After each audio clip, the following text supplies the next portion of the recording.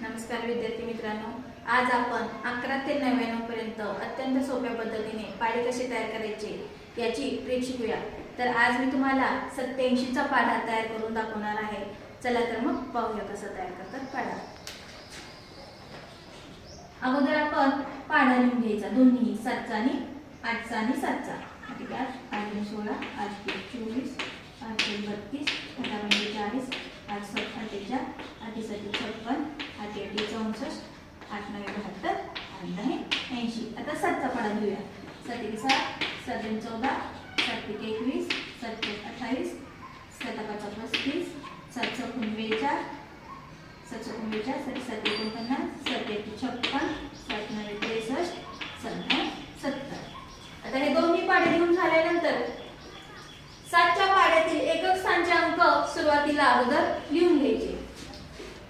7 4 1 8 5 2 9 6 3 0।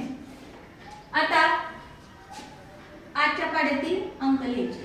8 16 आणि 1 17 24 आणि 2 26 32 आणि 2 34 40 आणि 3 43 48 आणि 4 52 56 आणि 4 60 64 आणि 5 69 72 आणि 6 78 80 आणि 7 87।